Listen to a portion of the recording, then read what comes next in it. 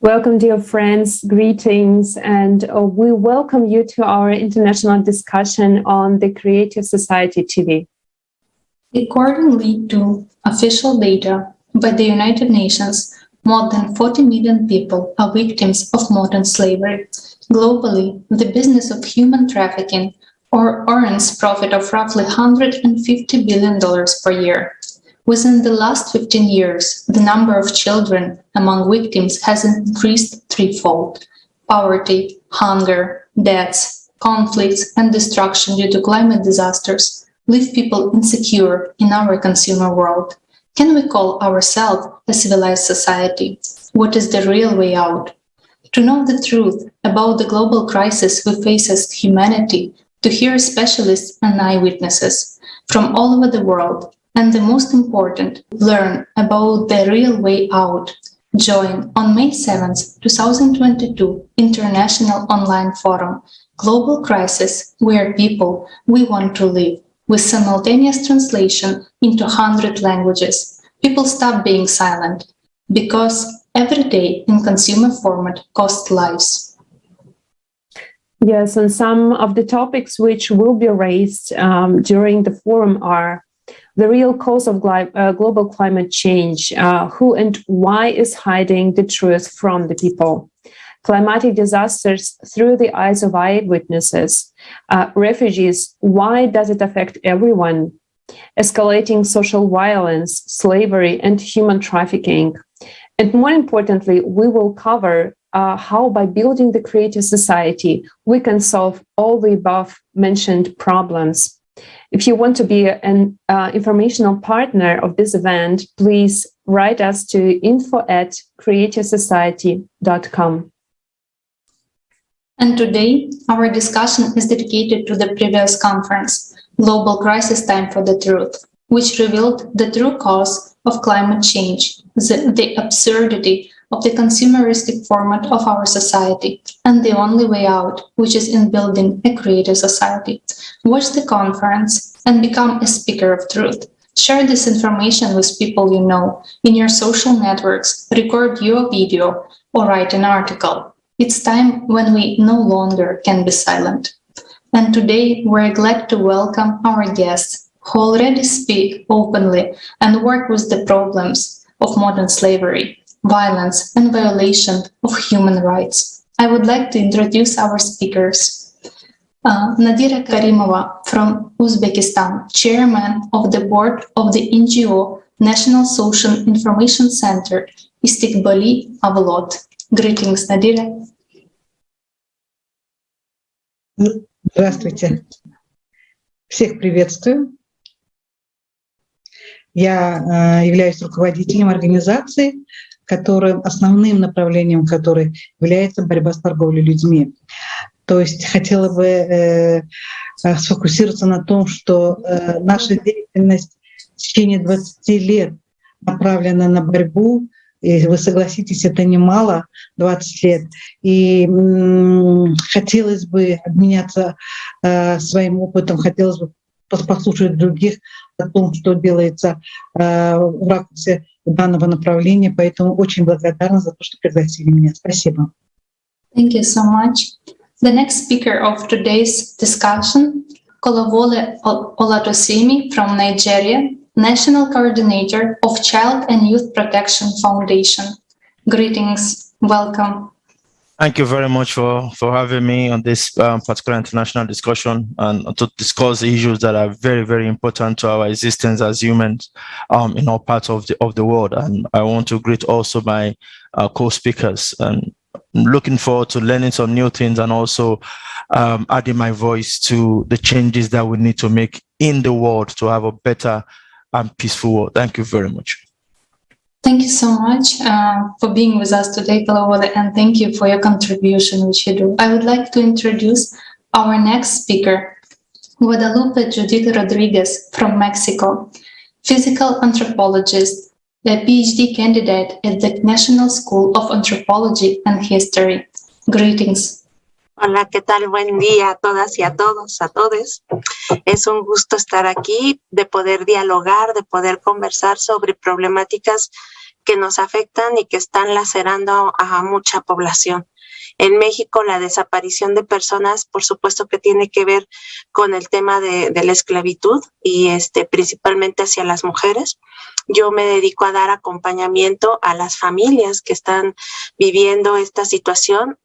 Hay vidas fracturadas, familias fracturadas. Entonces me parece muy importante el que podamos encontrarnos en estos espacios internacionales y poder compartir las experiencias y, ¿por qué no?, empezar desde nosotros a buscar soluciones. Me parece que sería es el objetivo. Muchas gracias a todas, a todos, a todes.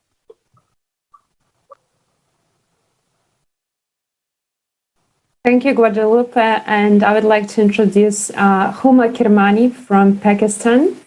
Huma Kirmani is a TEDx speaker, Peace Ambassador of INSPAD, NMF Peace SDG 16, Honorary Member of United Nations of Pakistan, author, poet, human rights advocate, educationist, mentor and advisor of Women Ascension, Honorary Member of the International Women's Writing Guild. Welcome. Thank you. Thank you very much for inviting me here. I'm very honored to be amongst the people who are just thinking about the agony and the misery that the world has been through for ages. I'm, as you said, that I'm a TEDx speaker, an advocate for human rights and women's rights, working for women empowerment in the rural areas of Pakistan. And apart from that, I usually write about the child abuse, human trafficking, and the rights of the young girls who are compelled to marry at very early age. Being an educationist and a mentor, I have worked with a number of the underprivileged school staff whom I trained, and let them know that what are the modern and the most applicable strategies to apply in their schools. Thank you very much again.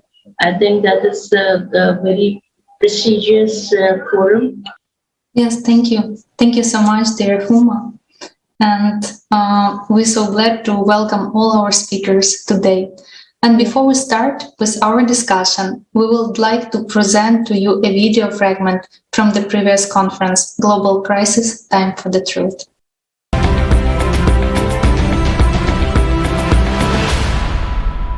In this video, we had to change some words and expressions using milder terms. But we hope that the severity of the problems looming over our society will still be evident.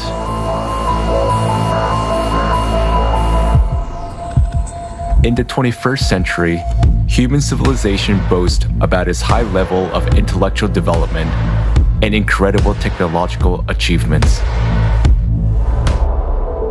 At the same time, at least half the world's population do not receive the health service they need. 8 million deaths occur every year as a result of poor quality of medical care. Healthcare costs are so high that they drive about 100 million people into extreme poverty each year. Living below the poverty line leads to an increase in child labor. Nearly 1 child out of every 10 is forced to work. Often, this work involves hazardous machinery and poisonous fumes. The list of products produced by child slave labor includes gold and precious stones, coffee, cocoa, rice, baby products, and clothing. According to UN statistics alone, more than 40 million people are victims of modern slavery. Forced labor, child labor, forced marriage, debt bondage, human trafficking for illegal exploitation, and recruitment of children for armed conflict. In the consumeristic format of society, people have already surpassed wild animals in terms of cruelty. More and more often, children are used as live bombs. In Nigeria, criminals put an explosive on a girl with a baby in her arms. After years of warfare, the economic crisis and drought have caused famine in Afghanistan. There is a well-known case where a mother was forced to sell her little daughter for 400 euros to feed her other children. Today, more than 41 million people are one step to death from starvation, and about 811 million people are starving. Meanwhile, every year, more than 1 billion tons of food are thrown away, and unsold goods, including those produced by means of slave labor, are destroyed. The absurdity of consumer society is that a human himself has become a commodity. Annual income from human trafficking worldwide is $150 billion, which is the largest source of illicit profit in the world. There are 534 human trafficking flows registered in 148 countries. The number of detected child victims has tripled over the last 15 years. Victims of traffickers are mainly migrants and jobless people, as they are the most vulnerable. International treaties proclaim goals of ending poverty and slavery. But in the context of a mass consumption economy, the whole system is designed to protect private capital. In the consumerist format of society, money is more valuable than human life. Worldwide, more than 2 million children a year become victims of trafficking for all kinds of exploitation. In Mexico, 25% of all women who are victims of trafficking are girls under 18. Please help. My husband threatens me. He beats me. He forces me to have sex with his friends who come here so he can make money. They started beating me, pouring alcohol on me, making me drink, pointing a gun at me, saying they would kill me and no one would ask about me, no one would know where I was. And they opened the window and said, "Jump or we will shoot you in the head." And did you jump? Yes. From which floor? I think it was the 5th floor. In the consumerist format of society, people are ready to kill each other to satisfy ambitions for fun and profit. Illicit trafficking of human organs worldwide is estimated at $600 million a year. According to WHO statistics, 10,000 human organs are illegally transplanted every year. In Nigeria, special baby factories are set up on a massive scale where children are bred like a livestock. Teenage girls are forcibly impregnated and coerced to bear their life commodity for sale. But most of them are pregnant teenagers. They were held captive for one purpose, to force them to give birth. The kidnappers were making money on selling the babies. I got a call at 6 a.m. this morning saying that there were kidnappers at the school, that all our children had been kidnapped, including my daughter. We rushed there. It was confirmed that they had all been captured. Are we human civilization if human life has no value on this planet? To change this, we all need to stop supporting the consumeristic format of society and unite in a common goal to build the creative society.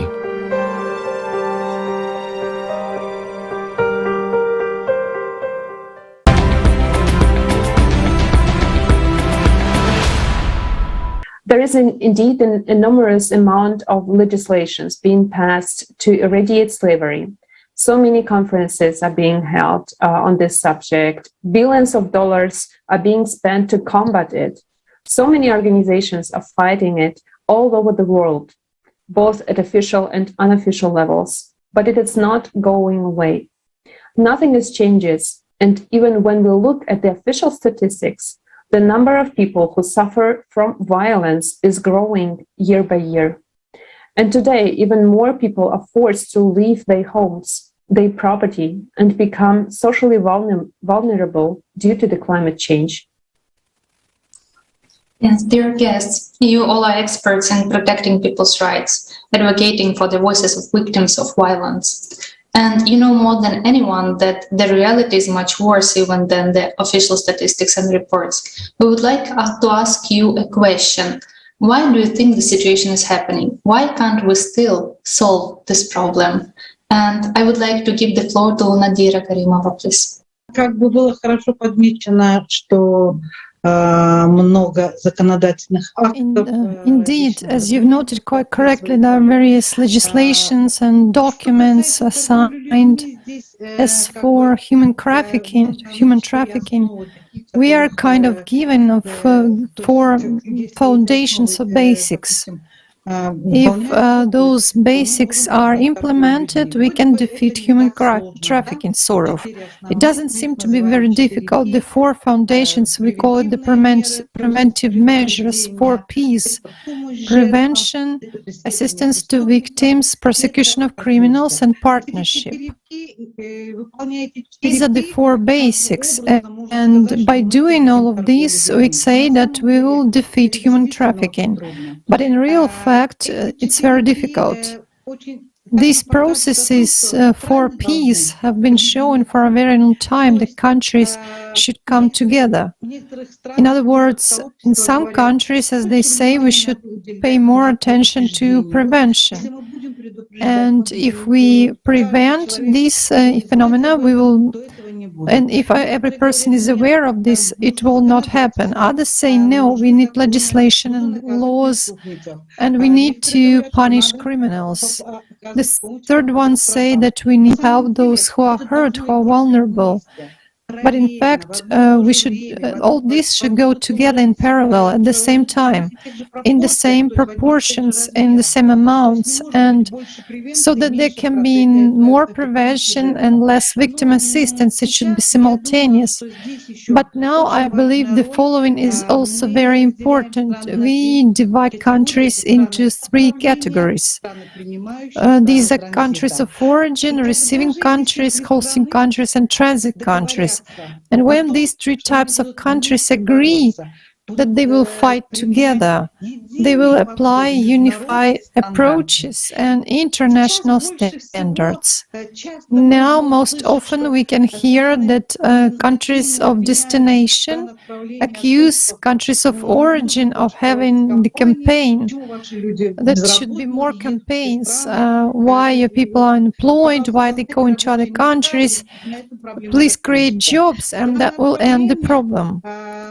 The countries of origin accuse the countries of destination for permissiveness in their countries, that their employers can exploit people, and governments does not respond. The transit countries, for their part, also say, blame others that such a crime, that such crimes are passing through their nations. I think it's time to unite and find all the 4 basics as criteria, as we call them, these 4 P's. Thank you.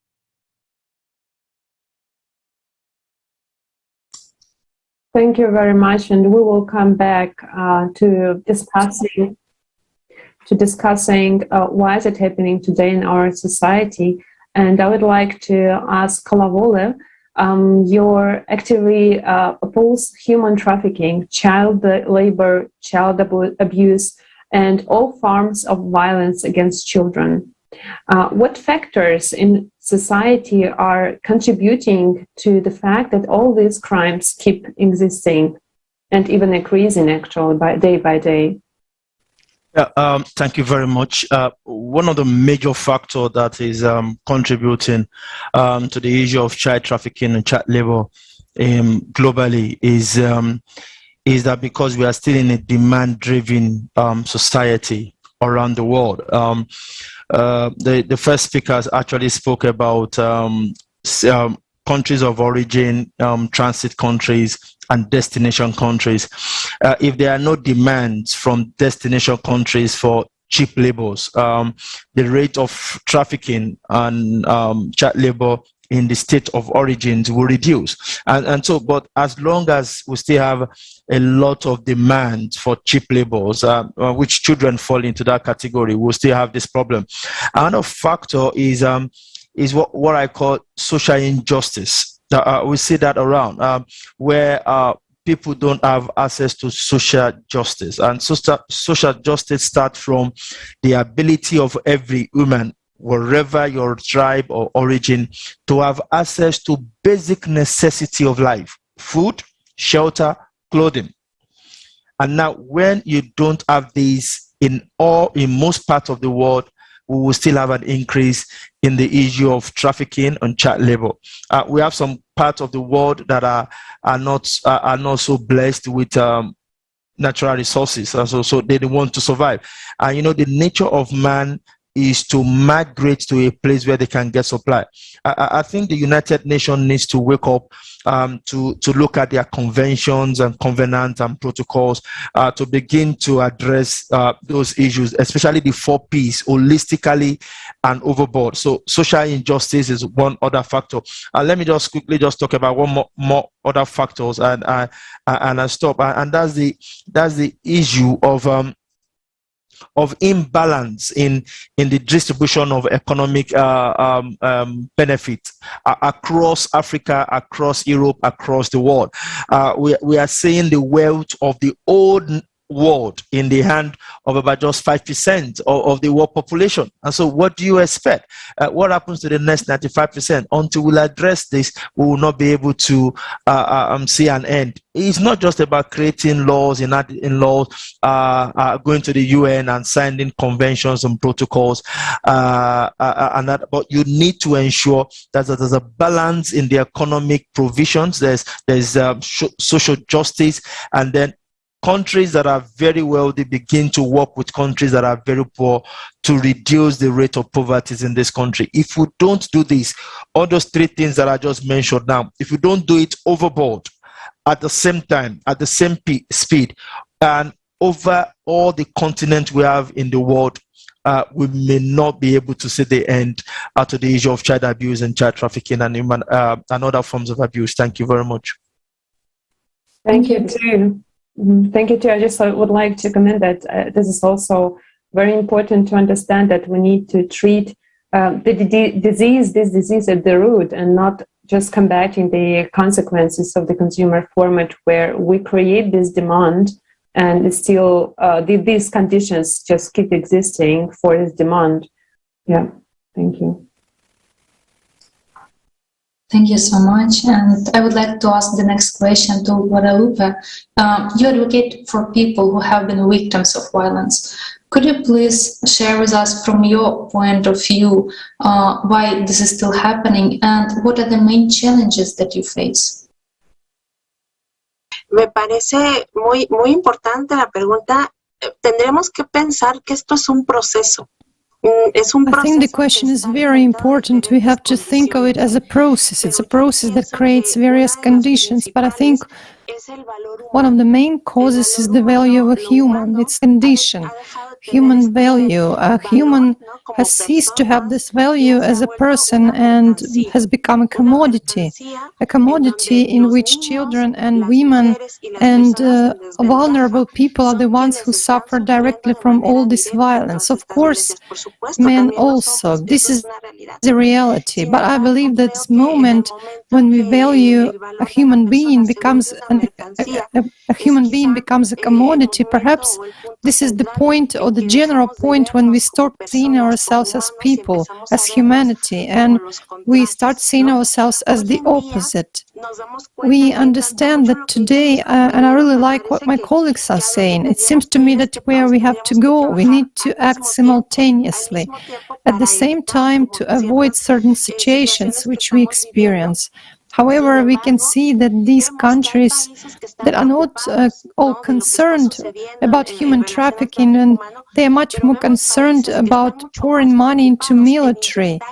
So we see that we are not on the same page. And as our colleague has said, social inequality is the paramount problem. If we don't fight this social inequality, where we are going to have resources and where are we going to have actually opportunities? If they are not available, if we are not at the same level everywhere, it will be hard for us to see the countries have a much, such a clear intent to support the population as a whole. And now, listening to the experience of my colleagues, I believe it is the population that we don't make the important decisions which our population needs. But we can make decisions to accompany, to listen, to provide what is needed from our experience. I think it's because the human being, the value of a human being has been discarded as a commodity. I think it's up to us to start working together, working in synergy, to be able to start reducing all these problems. And also the conversation about the education. This conversation about education, about peace, about these cultures of peace, that we need to be able to create a common ground. And this way we will be able to move forward with this synergy. I think these issues of education and peace are very important, and this is what we need to actually move forward. Thank you very much, Guadalupe. And I would like also to ask Huma, for some people, the sale and exploitation of people, violence is just the business. And while others are forced to sell their children in order to feed the rest of the family, due to the harsh conditions they live in. And this is despite the fact that we have technologies that enable us to feed all the people on the planet. Will we people still continue to close our eyes to that, what is happening? And after all, we must sit inactively and watch what is happening. So what will be your message to people? What you would like to everyone know about this problem? Thank you very much. The first part of the question that you have asked, that for some people, violence is the business. And for some people, violence is the compulsion that they are subjected to. Whenever we talk about the violence and, the human trafficking or just violation of the human rights, the strongest character of William Shakespeare play, the Merchant of Venice, the character was Shylock, comes to my mind. Though I think it's been hundreds of years that when William Shakespeare had written the play and he had, just wrote about Shylock, that he gave the money to the people. And afterwards, when the people were unable to return the money, he asked them to give the flesh of their body. So it was a symbolic, symbolic dramatization in Shakespeare play to give the flesh of the body. But if you see it on the basis of the reality that the world has been going through, it's almost like that you just take away the soul of a person and you say that I haven't done anything to that person. Unfortunately, regretfully, money speaks since the time when this world was being created. So you see, the power is always in the hands of the people who are influential, and how they are influential, not by their good deeds, not by their education, not by their divine nature. It's something that the money has created an unbalanced ratio in the society.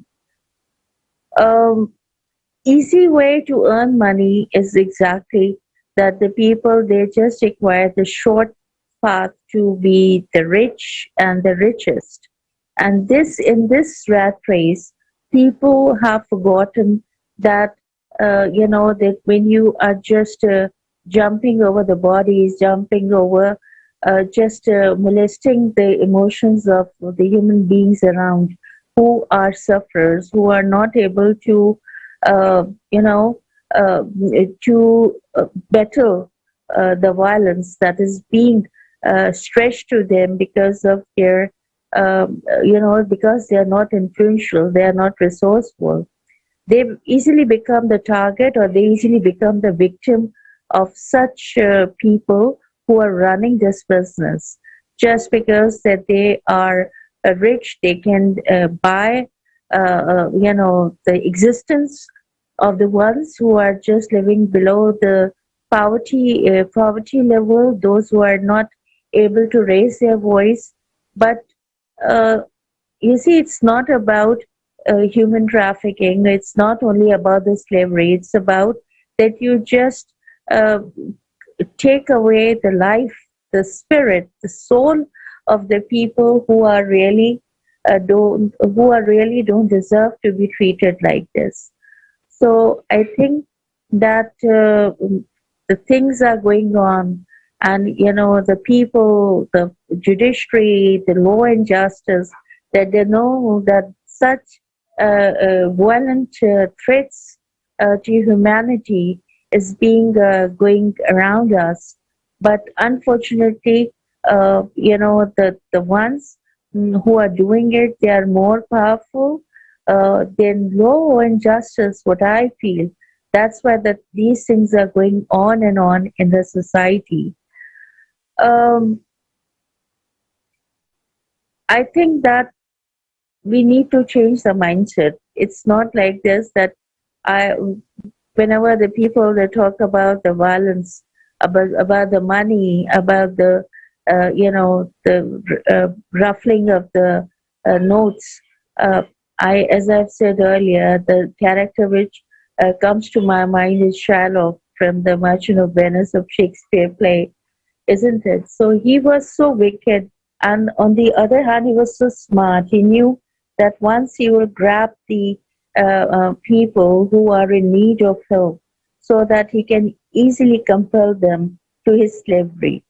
But unfortunately, the things are not being stopped, and it's been going on and on. So I think that when we are talking about peace, when we are talking about empathy, when we are talking about compassion, it has to be, it shouldn't have to be marginalized to some aspects of life. It has to be universal. When the verdicts are given to curb the violence, to stop the deterioration of such violence things around, then we should have a strong law and justice measures. That is not supposed to be like this, that law of the justice for the influential ones is different, and justice for the ones who are sufferers, who are just going through the trauma of poverty, or trauma of the things that they have trapped their souls, is different. So I think that when there will be justice, what is supposed to be, then it can stop this dilemma that violence is a business for some of the people, and it's a tragedy for some of the people who are deprived of the basic necessities of life. This is what I think, that COVID-19, or the virus, was a sort of hint from the divine power of mercy, that what is life? It's nothing. That a little virus, a tiny virus, can do anything. That it changes the world. It changes the lifestyle of the world for the past 2-3 years. So I think that the people who believe that they are stronger as compared to the ones who cannot raise their voice, who cannot speak for their rights, they should stop the business of violence like this. This is what I want to say. Thank you. Thank you, and thank you for addressing also this important side of the problem that we need to address it also on the level of values. And this is what we all people share, that what we have in common. This is the human values, and we need to create the conditions where these values are equal for everyone in the practice. And you mentioned also that we need to change this mindset. And I think that also this kind of discussions, exchange, these conversations, the insights that you share today, friends, they help to change this mindset and to look at our world from the new perspective.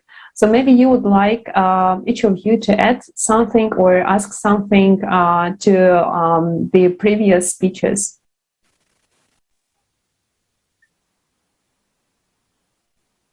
Yeah, I just want to add to Huma, the last speaker. She talks about, for some people, violence is a business. And when you hear statement like that, I quickly jot down my jotter. And what I wrote here is that it's not just people that sells ammunitions, that sells weapons of war, that see violence as a business, but it goes down to our little homes, people that are engaged in domestic violence, men that beat their wives, men that beat women in the society, and they find pleasure in that. For them, it's business. And so in addressing these powerful people in court, then we need to address the issue of taking violence away from every sphere of business. I used to say something, I said, rape is not a crime of sexual satisfaction, but rape is a crime of dominance and of power. It is not that the man that is raping the woman is trying to get satisfied sexually, but just trying to show the woman that I have power over you, I can do whatever I want to do. And so we need to start talking about it, and that to talk about it, we need to start from the schools. We are seeing a lot of bullying in school. Some young students are seeing bullying as a form of business. They take the food of the other person, they are bullying, they take the clothes, and so we need to start from there. And like the last thing you said, we need to start creating a condition that is conducive for proper human values. If I find myself in Russia, I'm behaving the same way I would behave if I find myself in the US of A. If I find myself in Austria or in Bonn, in Germany, I'm behaving the same way, because we are all humans, we are the same. And we must begin to create conditions that encourages us to have a unified human values that respect the other person and that create platform for peace and for well-being. Thank you. Thank you so much for highlighting this domestic violence as well. Yes, you are perfectly right. And yes, you're talking about the rape. Yeah, rape is a crime, and this is something related to the mindset of dominance. On the other hand, I was very hurt when I heard about this, that there is no a law in the constitution, no, that is the act in the constitution of the subcontinent about the marital rape. I don't know about Europe, America, and the other countries in Africa. Rape really is something that the man has proven to the woman who is the victim, that he is dominant to her. On the other hand as well, we need to discuss the awareness of marital rape, and there should be an act of justice in the law that a husband is also supposed to be punished for this. I have raised my voice against this, but unfortunately I came to know that this is basically in the society where I am living, the men the men have this ideology that this is their right. But I think that to take the consent of your wife is a value that is supposed to be executed. The other thing that is, when you're talking about the violence is something that you just, said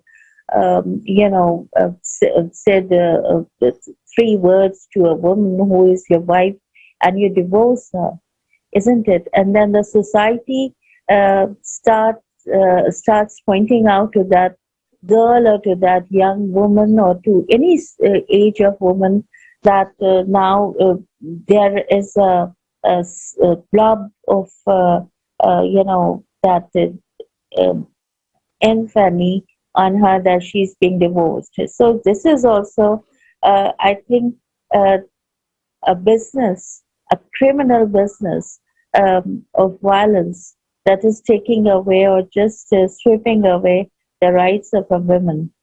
Yes, domestic violence is also a violence, and the bullying around in the schools, in the colleges, outside harassment, workplace harassment is also a violence that is supposed to be curbed. And I am a bit, happy, I would say, that this awareness is being dispersed amongst the women, that they have started sharing about the things that they had been through, that if they have been morally or sexually harassed at the workplace or in the families, if they have been harassed by any dominant person in their family, the women, they have started talking about it. Women have started sharing about it. And before that, if I'll talk about the country where I'm living, if any such violence had been done to any woman or girl, so you see that the family, there was a peer pressure of the family, and they say, do not share it with someone, it's a matter of shame. But they do not understand the mental status of that girl, of that woman who is being raped, or who is being the victim of the marital rape, or who is the victim of the sexual or moral harassment at the workplace or in the family. She was just confined, in the walls of the family peer pressure, that she is not supposed to speak that what she had been through. This is also something, a very, very, bad thing that is supposed to be changed in the society where I'm living. That is, the people, they stop their girls, they stop their daughters not to ask for the divorce, but it's better if they would live in that trauma that they have, they are being through for their lives. One thing that is the violence is not only that is the people, they are the victim of the child labor, child abuse, or the human trafficking. There are different things in the society. That is, in the rural areas of Pakistan, there is an act of honor killing, isn't it? And the girls, they are being subjected to death in the name of honor of the family. This is also the violence. So, as you have said, I really appreciate that you have highlighted that violence is not only the war and terrorism. Violence is something that when you infuriate the emotion of someone who is not as dominant as you are. So this is what I would say. Thank you. Yes, thank you so much. Thank you so much, dear Huma. And it's true that, as you discussed, there are so many ways of violence, but everything is about dominance and power, not about humanity and freedom. And I see our speakers also would like to add something. Nodira, would you like to say something? Я вот как раз в продолжении по насилию Continuing on the violence, any kind of human trafficking is, of course, violence. And you know, it's violence that we make, that people make a lot of money from it. If we speak about sexual exploitation, that's the most common form of exploitation. Look, according to the United Nations, 59% of human trafficking entails sexual exploitation. If we speak of the incomes that come from investing into sexual exploitation, that's 100 to 1,000 times. That is, there is no other activity where one can make so much money.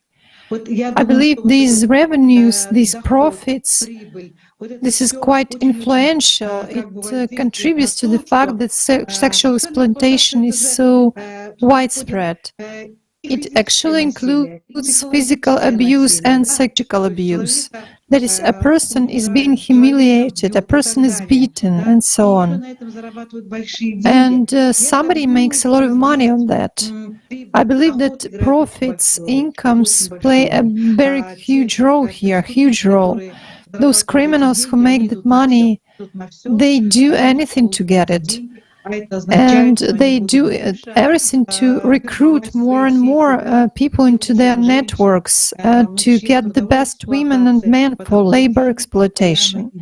Because money keeps coming, and even though you don't need such investment from it, you don't need to invest a lot. I mean, if you speak about weapons, you need to make some bullets or make some gunfires, but people can be exploited endlessly. You can give a glass of water and a piece of bread, and a man will go on working and working.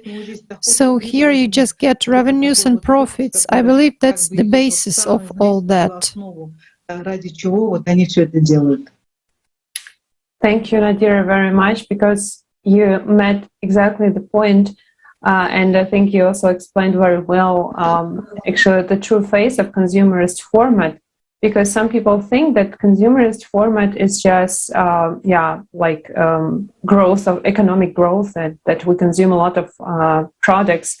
But the true face of it is that we as people, that each of us just became a product, like an item. And that's why it's so important to see to the cause of the root of the problem, and not only fight with the consequences, because this is not effective. I saw the comment of Kolawole, and Kolawole let us come to the topic of empowerment and of the solutions back in the discussion soon. Thank you, friends. Thank you so much. I just would like, Guadalupe, would you like to add something as well?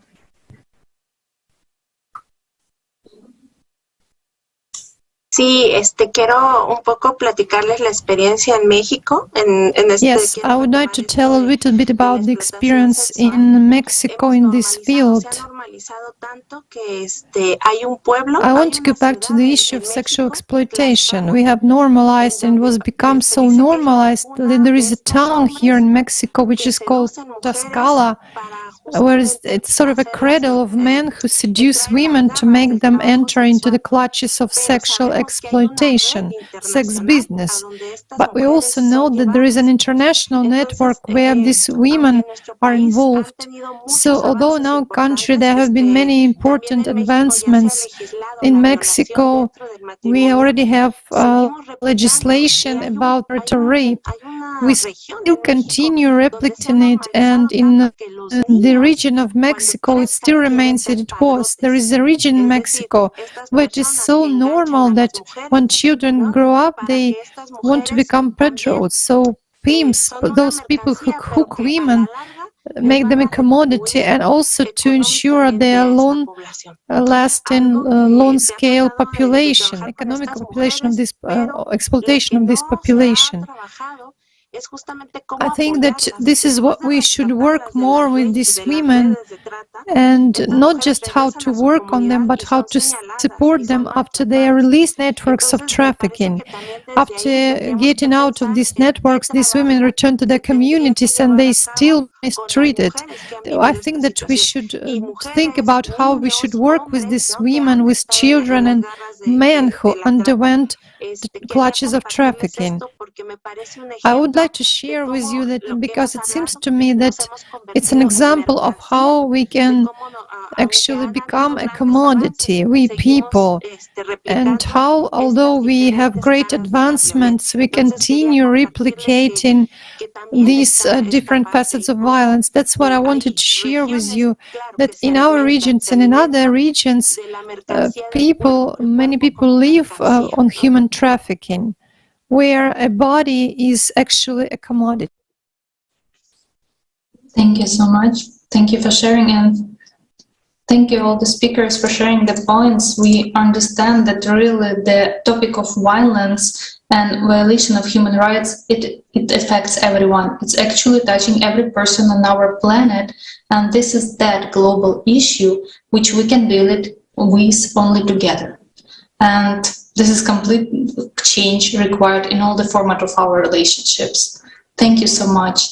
And as we know, it's important to highlight the real cause and scale of those crises that we confront as humanity. And as we said before, that nowadays going preparation for the international forum, Global Crisis, where people will want to live. And in the preparation, the informative videos are being created and published on the Creative Society TV channel. And now we would like to watch one of such videos.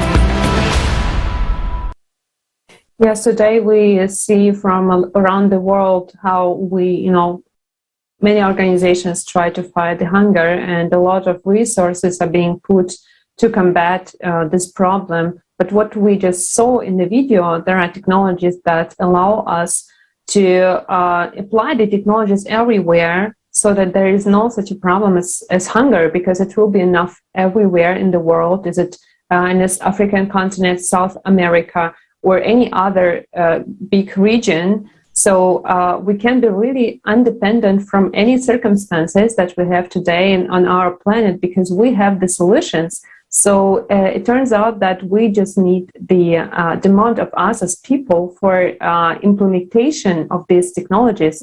And it needs, of course, the conditions. So why people are forced to migrate up to the point where parents are forced to sell their children in order to feed the rest of the family. So because of the hunger, poverty, and hopelessness. So these issues of poverty and hunger exist due to the consumerist format itself. But today we have a way out. This is the creative society, in which all the resources and technologies of society are aimed at ensuring a safe and human worthy life. Yes, that's true. And as every person should have a goal in life, we as society also need to have one common goal and understanding where we are moving. So far we are all divided in some local issues and some local focuses, and yet we're even struggling with each other. But only by having and understanding our common goal, we can move towards it, and we can be sure that we have a future. And today we know that humanity has voiced how this future looks and its creative society. It took participants of the project 10 years to survey people all over the world and find out what kind of society we want to live with. We can give it any name other, but the main thing is that creative society is the society where every person can be free, feel safe, where everyone lives comfortably and with dignity. We may have different nationalities, we may have different professions, interests, but we all are people and we want to live. And today we have the 8 foundations, that basis and that goal which can unite all of us and ensure good life for every person on our planet. And now I would like to address my question to Kolawole. In your opinion, how important is it for humanity really to join hands in one goal and keep aside everything what we think may divide us? Yeah, thank you very much for that question. It's very important, because if we do not work together, and then the whole world is on self-destruct.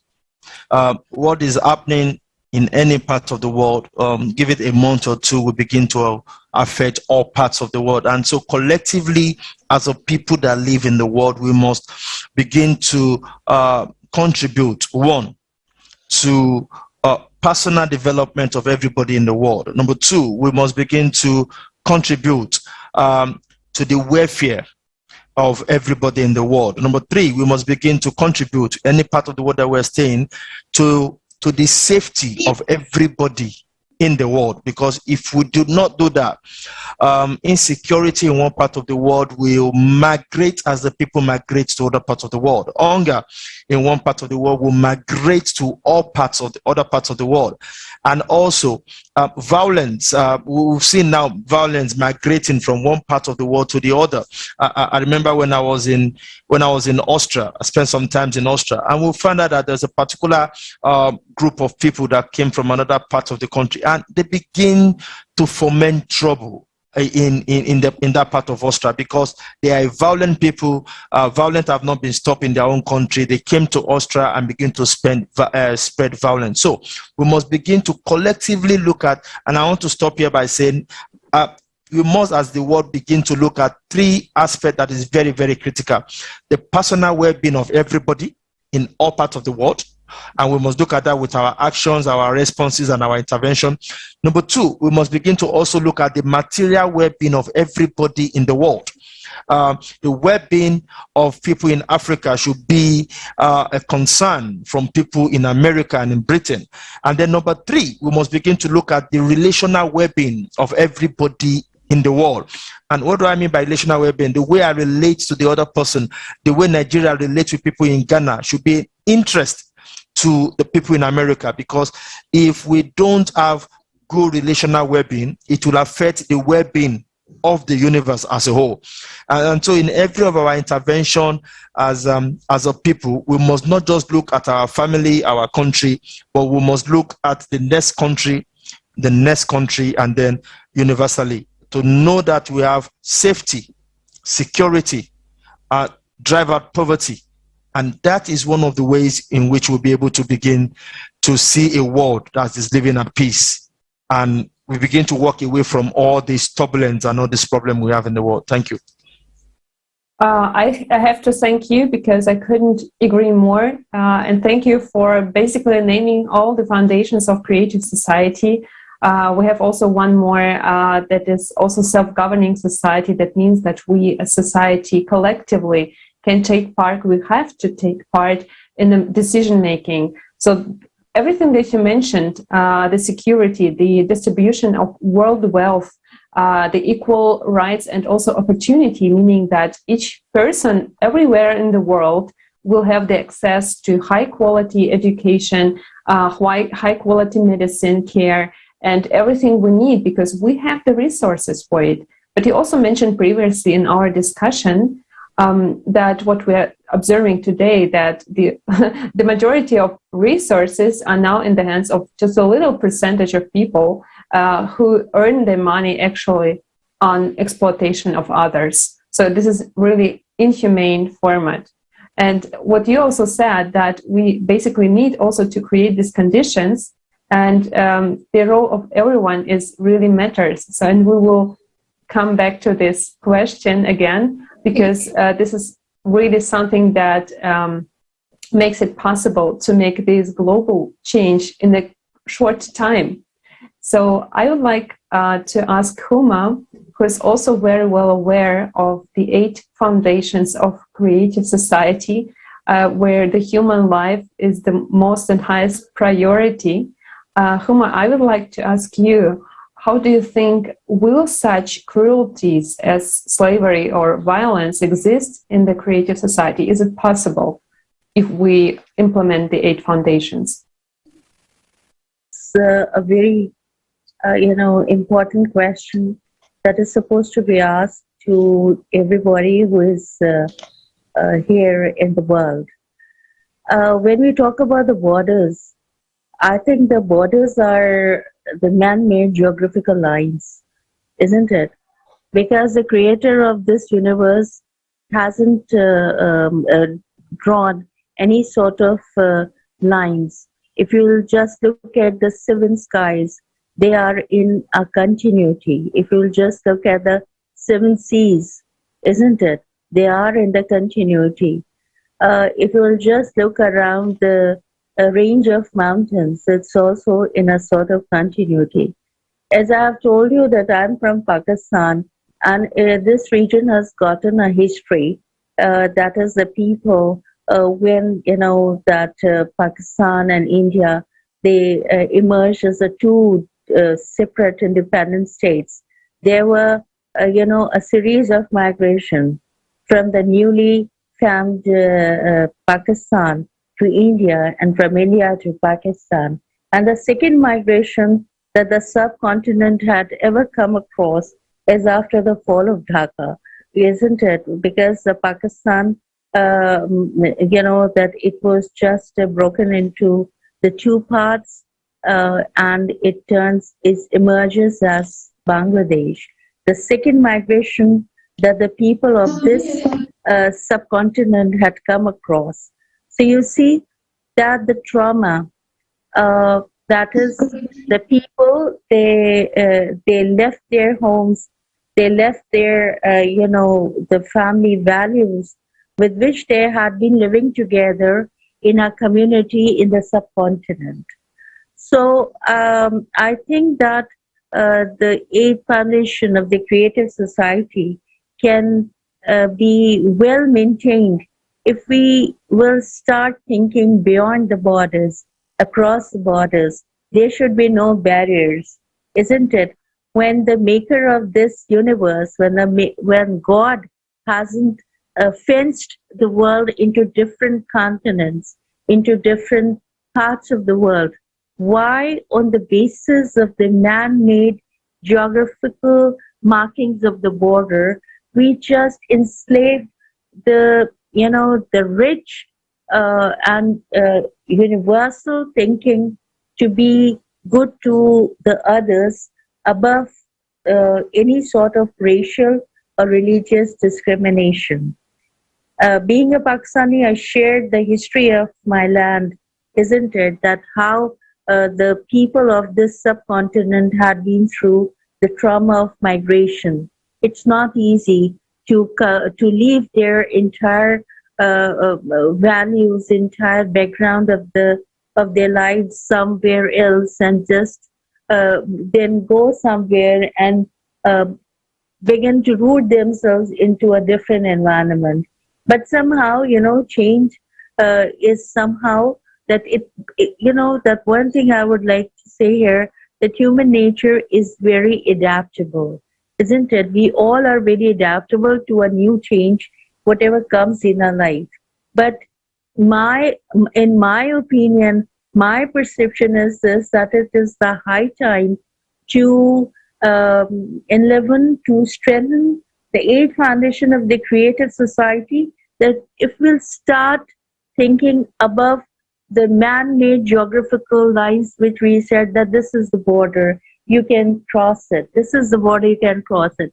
Even though if it's difficult for the rulers, for the policymakers of this world, I think that in our minds we can change it, isn't it? If we'll start thinking about that language is not the barrier, borders are not the barriers, we are all human beings.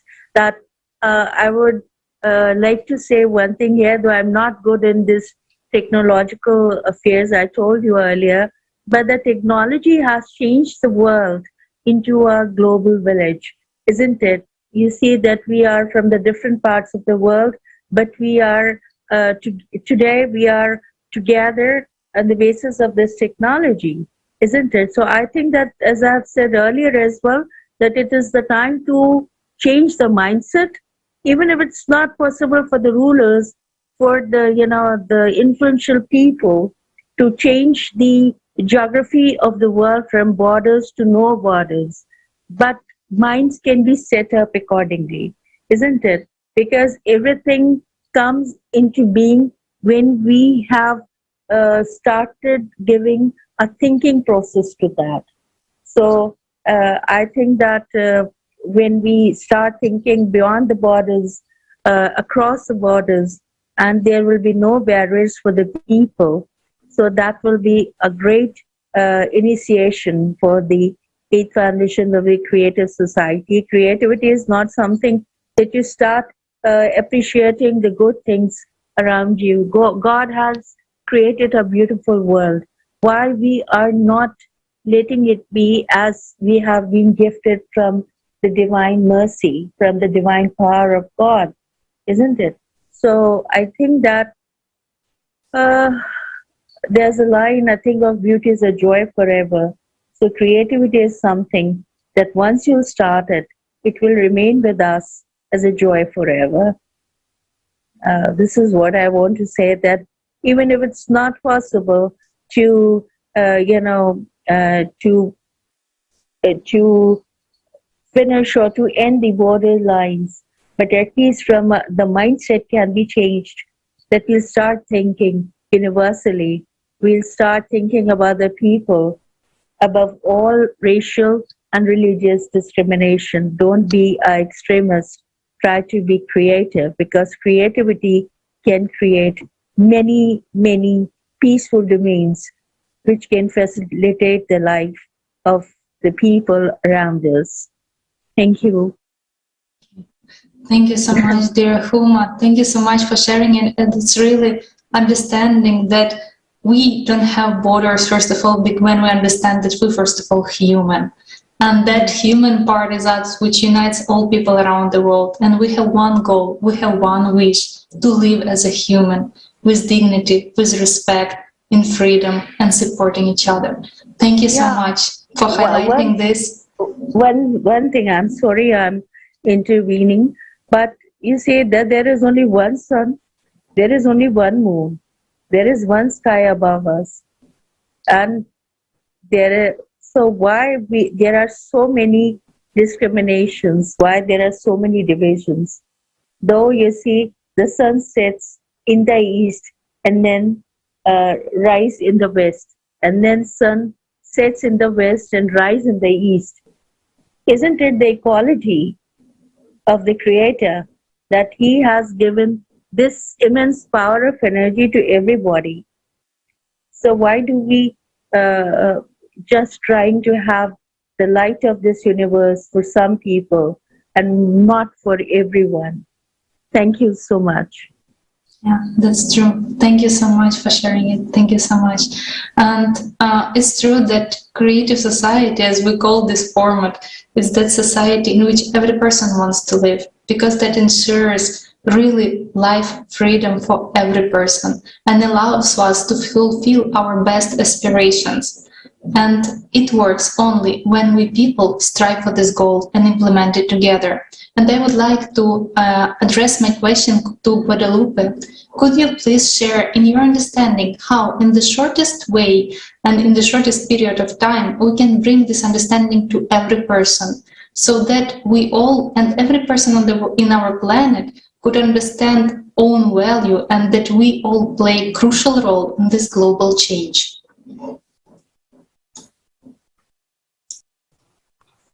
Es una pregunta muy importante Muchas gracias. It's a really very important question. Thank you very much, because I believe that we need time. Today we need time. Resources are running out. Human being, people who have power, they use resources as something important. They are important. There is an environmental impact. It seems to me that we need to make an urgent call to everyone to save this planet, because all, as my colleague says, it's like the sun which we have, and we only have one moon which covers all of us. It seems to me that creative society can be that very possibility to make an urgent call to everyone, to realize, to rescue the essence of a human being. We are diverse, and in our small screens we can see the great diversity which actually exists. We are diverse but humans, and there is something that unites us. It's what we know, it's the knowledge that we do have an opportunity to take care of the dignity of each of us. It seems to me it's very important. It's very important to rescue the essence of what is human, to safeguard this essence of people, right? So this would be a very important, central, important element. We have to recognize one thing, that people are not violent by their nature. We learn violence in the course of life, and we have to recognize that there is a great diversity of thoughts, ideas, needs. Perhaps by recognizing this diversity and recognizing our differences, we can begin to generate dialogues in order to save ourselves and to overcome all these conflicts that may arise. It seems to me that dialogue and recognition of each other, recognition and embracing of the difference, embracing these differences could perhaps be a way for us to start working. And as our colleagues commented, to start working all together in a synergy. Education, love from the family, and recognition of the differences. Knowledge of the fact that we are different. This is what are the things which there are things which I cannot like. That's fine, and there are such things which I can dislike, but there are some things which, such a thing as respect, it's natural that we dislike something, but we respect. We respect freedom of other people to take their own decisions, and this will be a good way for us to move forward. It seems to me that these 8 foundations of the creative society are very important, that they cover the whole prospect of recognizing each other, of acknowledging each other.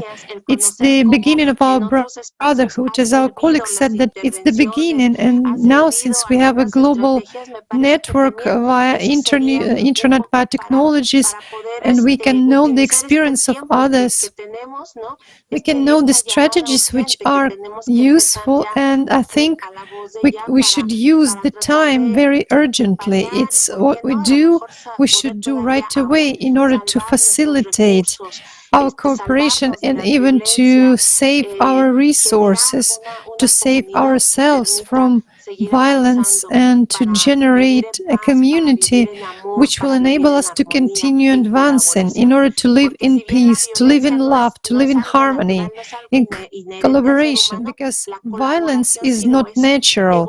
It's not something inherent in human beings, but collaboration is natural for us. Evolutionary speaking, collaboration has enabled us to live, to create population, to create many things, to be able to be well. I think that this is the way we need to focus on collaboration, on being able to hear each other and conduct dialogue.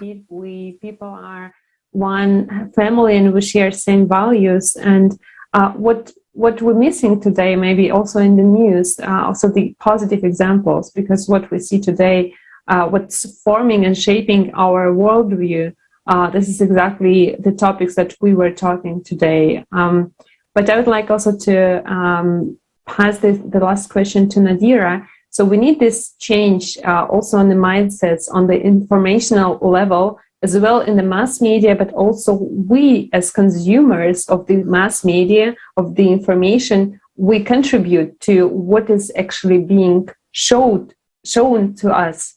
So I would like to ask you where this transformation, this big change starts. So how the media can contribute to this transformation from consumer society to the creative one.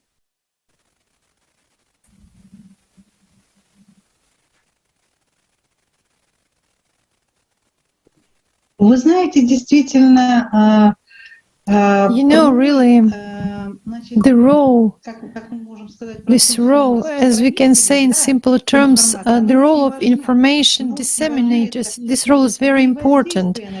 It conducts a big impact, and it's a huge impact. I would also like to approach this issue in terms of culture. I mean, we need to educate our generation on the culture of non-violence. I mean, non-violence should be taken for granted. Our children should grow up, and when they become adults, should not even have a thought in their minds that there should be one control of one person or another, depends on one person on another. I think it's very important how we deliver this information. It is extremely important. And we've really experience of various countries. In countries where there is free press, where journalists and bloggers can openly speak and discuss problems, it is clear that the issues we discuss regarding human trafficking are not as acute in those countries because, the priorities of non-violence are quite clear there. It's quite important and well said, violence. It's the priority of non-violence. This is very important. I think that this platform, Creative Society, is very useful. Then the very point, your ideas about creation. I mean that creation and violence are incompatible. Creation cannot be combined with violence. Creation is definitely not violence. I don't even think anyone needs to prove that. Of course, creative world is a world without any violence. So your ideas, your work are very important, and this work is, and the most important thing I think in us, because we also should spread it. We should also reach out to the world. We should preach, so to say, preach this word. That is to say, we need to go it further and further. Yes, I agree, and thank you very much, because you exactly shared that the creative format, it has, a bigger understanding that this creation, that we make something new, and it starts with us. And we as people, that's why I created this platform of the project where people can freely share their opinions, their experience, and to talk about what can bring us forward, what is the solution. Because we all know that, what the problems are, and we cannot talk about them every day. We also need to see the future, to build it together. And that's why I would like to thank each of you for being with us today, for sharing this inspiration and deep understandings. First of all, for being also the example that this global change starts with each of us. Thank you so much. Thank you so much, dear speakers. And as this discussion and all their events which are being conducted by participants of Creative Society project, I just would like to remind that this is the first stage of implementation of the Creative Society. That stage when we need to inform all people around the world about possibility which we have. So then we can move to the next stage, implementing it in each country on all the levels. Because today we see, and today we discussed with you, which horrors people are facing in consumer world. And we as humanity now all facing the biggest enemy, common enemy, is climate, which is already today destroying people's life, leaving many people with nothing. They become refugees, they become insecure and even enslaved. So but unfortunately, how can we come with common solutions if everyone is pulling blanket on each other and thinking about some local issues while we have so global questions and we need to solve them together? And for that, we have already all conditions. We have created technologies. We have created all the possibilities to make new economic relationships, to completely get rid of corruption. We have the technology to predict climate disasters, to provide food, water, to save people from incurable diseases. We even can build houses within 1-2 days with 3D printing. We have everything possible. The only what we need is to change the format from consumer-oriented to the creative one. And unfortunately today, billions of people still don't know that we have way out.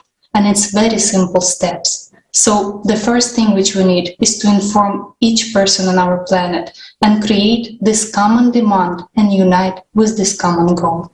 Thank you so much.